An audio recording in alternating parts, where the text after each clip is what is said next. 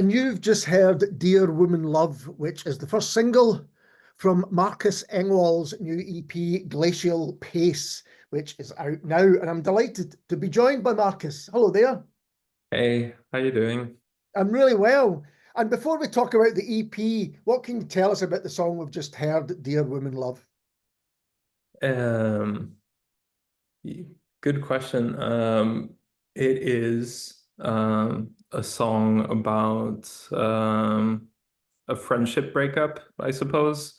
I feel like the title is kind of misleading in some ways because it has the word love, but I meant love as in like a platonic love, not a romantic one. So yeah, just kind of like mourning like a certain closeness, a certain uh, you know, friendship in your life, I suppose. I mean, that's nice, actually. Often I was talking to who it was Katja Mansell, the singer-songwriter, also based in Glasgow, and Mhm. often talking about the how platonic love often gets overlooked in songs because it's the romantic ideal that's often written about or sung about, but actually there's all sorts of different types. Yeah, I think it's important to be like romantic about your friendships, even though those are like supposedly uh, you know, opposing ideas. But yeah, I'm like friendships mean a lot to me, and they're like relationships that with depth. Uh and sometimes, can be a lot longer lasting than romantic ones. So, Yeah, yeah. often with depth and with a history as well that sometimes you don't get with other ones. And you made the video for this song, and it looked quite cold wherever you shot it. Where was it shot? Yeah, it was we shot it. It's been a while now, actually. It's been a year. It's been over a year since we shot it. We shot it last January and it was really cold. And you can see our breath in the air.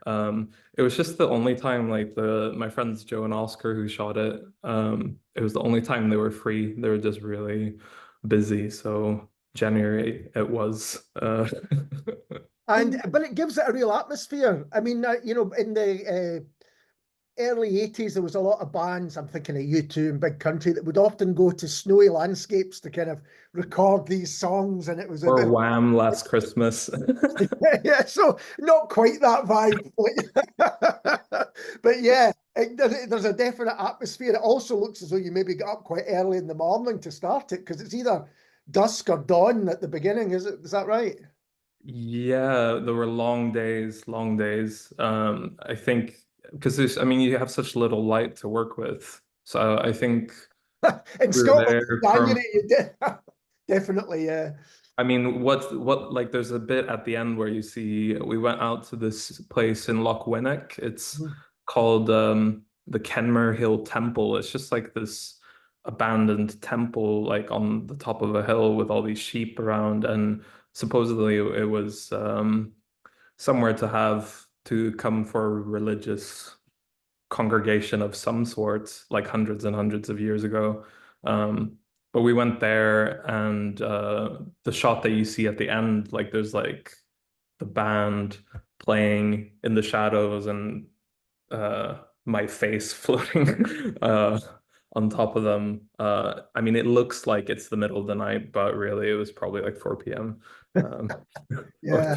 3:30. I have to say, if people haven't seen it, it's a really a good video. It really kind of works well with the song too. And Hmm. so let's talk about the EP, the other tracks on it, kind of themes and inspirations behind it. How did you go about putting this EP together? Yeah, I mean, it's been quite a long time in the works. It's been done for quite some time as well. But I think that um, I wanted the EP to be like a certain expression of all these life changes that I was going through at the time. And really just like I moved here from London just before lockdown, and it was really a matter of like reinventing yourself, refinding like who you are in this different context, and making new friends, deciding like what kind of person you want to be, and maybe like reevaluating who you've been in the past. So I think that's the through line that goes through all the songs, really. All the different songs kind of tackle different aspects of that. Yeah. And I mean, that sounds like just the most challenging time to make a big move anywhere. To move Mm. up, I think you probably think, oh yeah, I'm going to go to new clubs or go to new bars or whatever it might be, meet new people, and then bang, you can't really meet anyone in real life. Yeah, yeah. I mean, that was quite tough because like the people that we did know here, where a lot of them are, if you're kind of, if you have like something like lockdown and people are like kind of their friendship groups are like reducing in number, like you're kind of maybe just hanging out with your closest friends, an acquaintance that you've only known for like a few months isn't really Yeah. like on top of that list perhaps. um, and from my under, as we all know, like everyone around us was going through like similar kind of hardships, like I've heard so many uh friendships like being broken through that period, like people losing, like being falling out with their flatmates, falling out with relationships ending. So it's just like kind of hyper concentrated growth. I just want to add as a note, like I'm really sorry to everyone who's listening who has to listen to somebody talk about lockdown and music being inspired from it, because I'm actually really sick of it. But um, I yeah, think it's I can't lie. Yeah. that's a really interesting point because I don't think there has been a huge amount of reactions to it. Maybe there has, but maybe that's starting to happen now. Because I Mm, guess you have to contemplate what went on, and then you have to kind of put that into song, and then with everything else. So maybe it's around about this time, because I think you're right. There is a lot recently. There's been people saying, yeah, this was either written in lockdown or it's a reaction to lockdown. Not just in music. I've found that in books as well. There's books being published now which mhm. look at that time, which kind of maybe it was just too soon before. Yeah, I feel like yeah, in mu music probably is released much quicker than books, Yeah. obviously. So I mean, I remember hearing about this like a couple of years ago already, but yeah. So what was your process of working on the EP? Who else is involved and how did it work? So I mean, the EP was self-recorded by myself at home pretty Right. much, which was a challenge, another challenge, um, deciding to undergo this recording in me and my partner in our old flat, which is tiny. We had like my recording studio was in the same room as the bedroom, basically. It was our mattress in one corner and then three-quarters of the room being taken up by online recording here. And yeah, I feel like I had to play really quietly, which I think you can kind of hear on the record. Like a 70s like Beach Boys kind of thing. If you listen to those records, they're playing really quietly. There's a lot of hiss on them because it's being so compressed, because they have to lift up the volume because they're playing so gently and quietly. But it lends to the vibe, I suppose. It really does. And it's interesting to realize that that wasn't particularly a choice, but out of necessity. Yeah, for sure. Yeah, it was just what I had to do to get the record done. Um, but yeah, apart from that, we did do the drums at the Studio La Chunky in Finiston. My friend Gaspard, who plays drums in the live band, plays drums on those, and is the one thing I couldn't really get away with doing. Um, in the studio. But I think I don't know if if I'm gonna do that for the next record, because it's really hard to usually you would record the drums first, establish the rhythm, and then record everything else on top of that. Yeah. Uh, but doing it the reverse way is actually really difficult, because if you're playing a guitar part, you're kind of having to imagine what the rhythm is. Uh, Yeah, because I guess especially if you've been playing quietly without drums, then it might be a bit of a shock to the system. It depends how loud your drummer is, but you know what I mean. That could change the dynamic of the song completely. Totally, yeah, totally. But yeah, apart from Gaspard, it was mixed by my friend Chris McCrory, and he did a really good job of basically, I think I came to him with, you know, like I had like five different versions of like every song, and just like massive folders of files, and I think he did a really good job of like unmuddling my head and kind of adding some perspective, some second ears. Um, so yeah.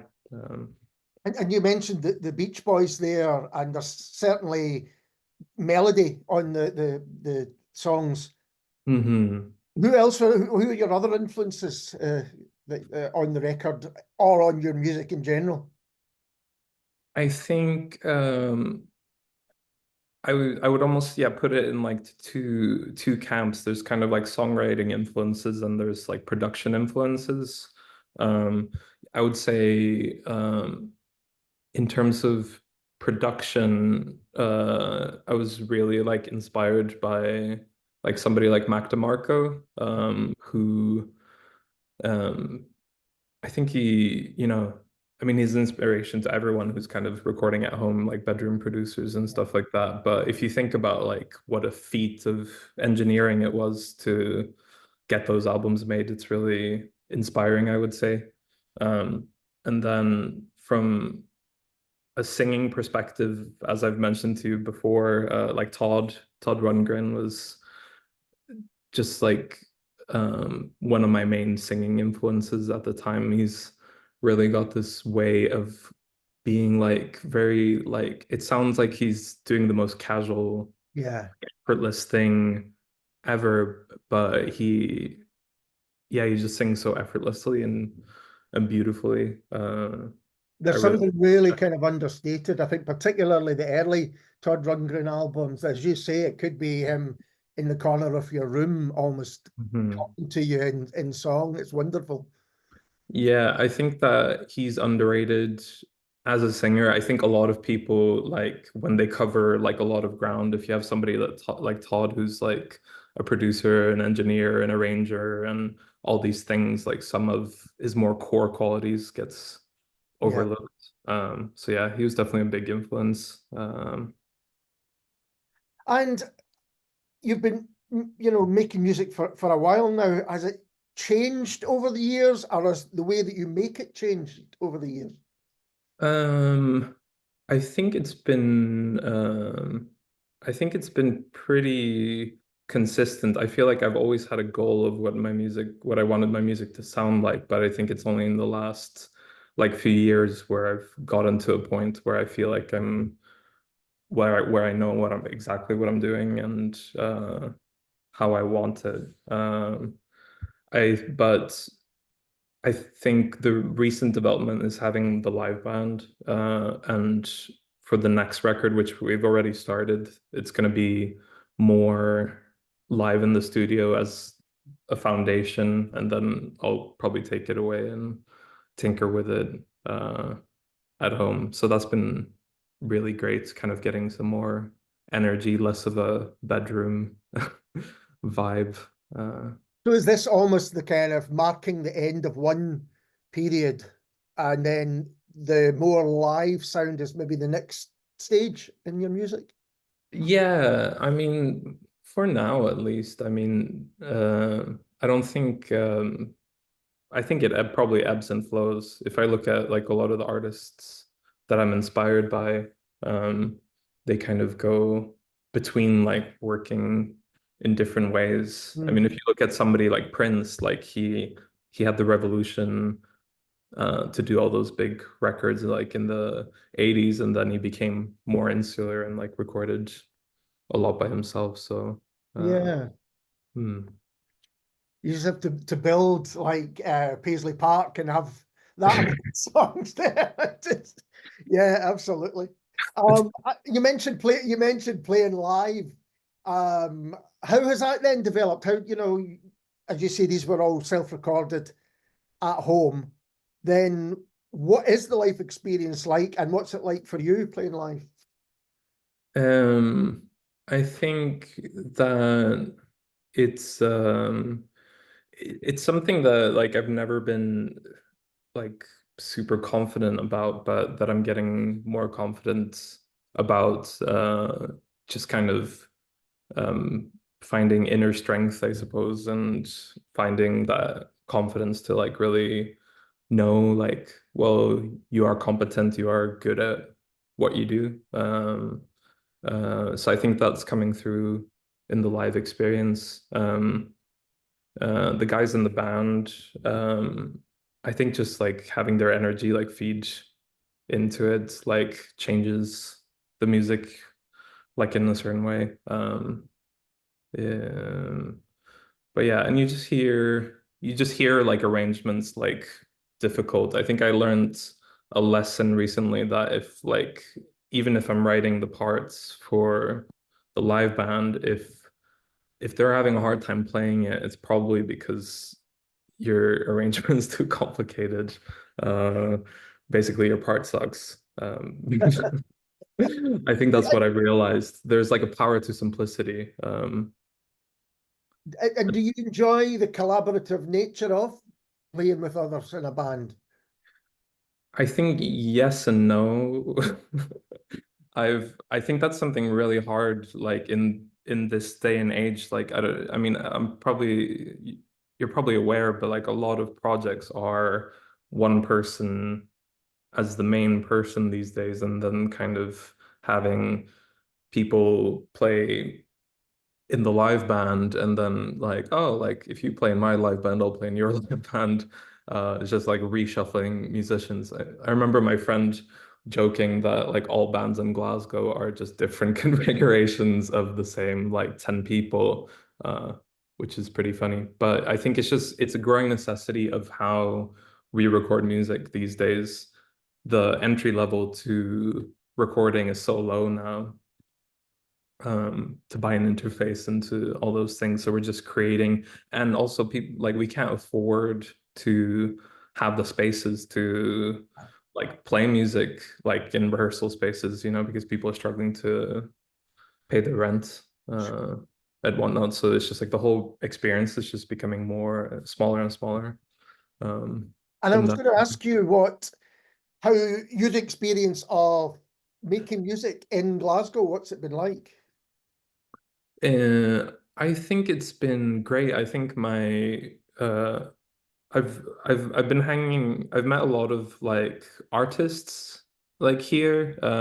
My girlfriend is an artist, and there's just like all these people that have come to live in Glasgow through going to the art school. And I think it's really like this undercurrent to my experience, and kind of seeing how they treat their practice from like an arts perspective, and like kind of applying that to my musical practice, because I think there's like the music world is so behind the art world, I think, in terms of learning about like their practice, and like understanding like being critical of like the music world, and kind of you know knowing how to knowing like what your art is worth, essentially. So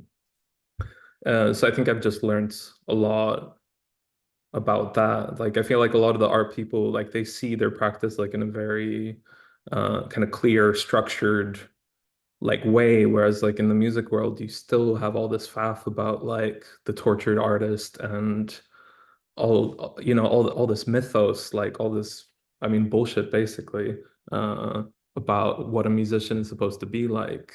Um, That's really interesting to hear. And that music does have its mythos, and it's maybe takes longer to change than other areas of the arts. I don't know. You could maybe mhm. put your criticisms to other areas as well, but it's interesting. Um, and it's also interesting that artists often tend to work, they may be involved in collectives, but they often tend to work on their own. So there maybe is a clarity of vision that you know, and you know, you were just saying that increasingly with bands, it's one person's vision, and then other people are brought together to kind of realize that vision, and that's kind of an interesting aspect to it as well. Yeah, the way of modern music. Yeah, one bedroom to another bedroom. Absolutely, yeah. Marcus, it's been absolutely fascinating talking to you. It really has. Thank you so much for taking the time to do that. The pleasure is mine. The pleasure is mine.